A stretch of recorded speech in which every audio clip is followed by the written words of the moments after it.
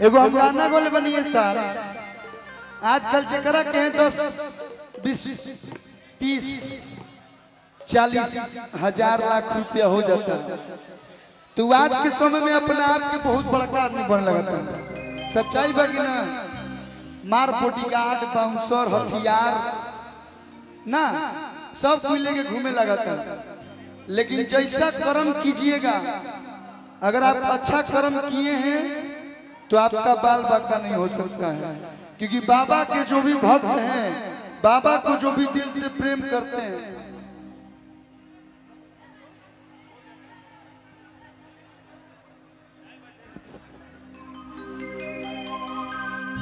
वो सब खड़े रहने के लिए आए हैं। इतना बढ़िया व्यवस्था कोई बैठेगा ही नहीं।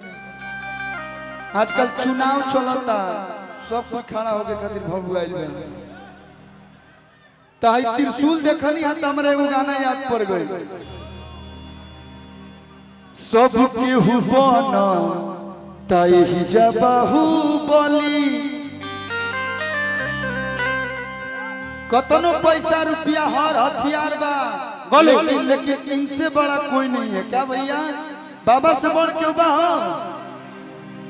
सब के हुबन ताई ही जबाहु बोली,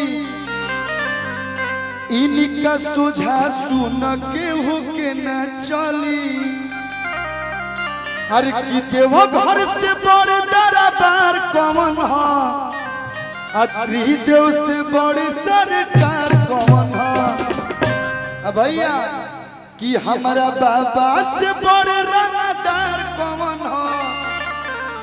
आजकल आगे लोग फ्री में इंस्टाग्राम मार बुलेट लेके हथियार लेके लोग रंगदार बनते, लेकिन इनसे बड़ा कोई नहीं है कि हमारा बाबा से बड़े रंगदार कौन है। भैया त्रिशूलवा से बड़ हथियार कौन है।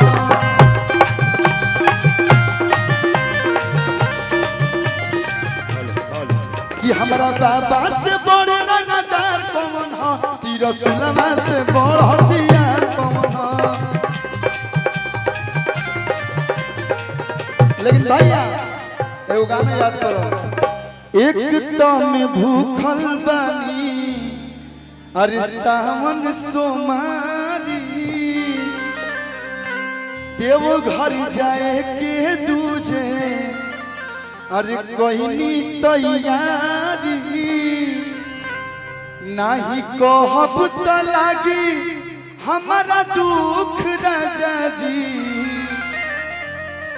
नहीं कहब त लागी अरे हमारा दुख राजा जी। तो कराई दी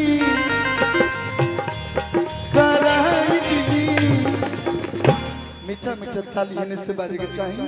तो करा दी गाड़ी देव घर के भूख राजा जी, करा दी गाड़ी देव घर के भूख राजा जी, करा दी गाड़ी देव घर के भूख राजा जी, करा दी गाड़ी देव घर के भूख राजा जी।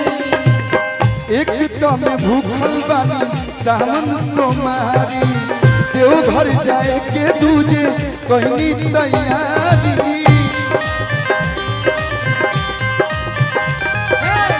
एक कम भूखल बानी सावन सोमारी, देव घर जाए के दूजे कहनी तैयारी।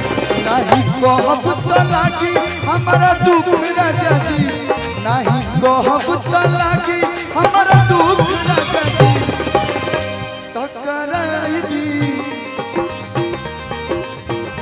तो करा दी गाड़ी देव घर के भूख राजा जी, करा दी गाड़ी देव घर के भूख राजा जी, करा दी गाड़ी देव घर के भूख राजा जी, करा दी गाड़ी देव घर के भूख राजा जी।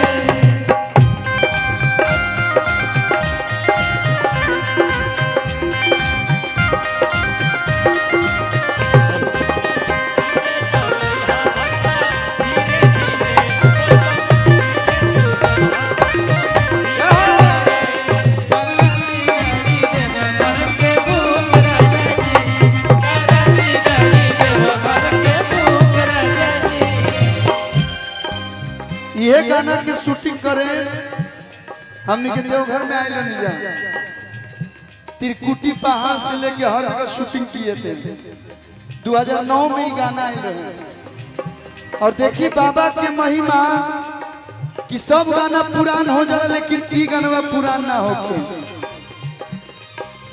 सुनीला देव घर में लागल बा मेला, सुनीला देव घर में लागल बा मेला, जाते सभे हमर मन तरसेला, जाते सभे हमर मन तरसेला। सुनीला देव घर में लागल बा मेला, जाते सभे हमर मन तरसेला। भोले दर्शन के दिल में बाबूक राजा जी, दर्शन के दिल में बाबूक राजा जी, भोले दर्शन के दिल में बाबूक राजा जी। इनका खुदे नाम शंकर है। क्या शंकर भैया का खुदे नाम शंकर है, महादेव जी का नाम है। तो प्यार क्यों नहीं देंगे? वैसे हमको जरूरत नहीं है इस प्यार की, लेकिन अगर कोई प्यार देता है तो हमको अच्छा बुरा भी नहीं लगता है। का अमानी के करा पैसा काटेला देता है, डीजल उजल भरा जाए का। चलिए प्यार है और कुछ नहीं, पैसा रुपया।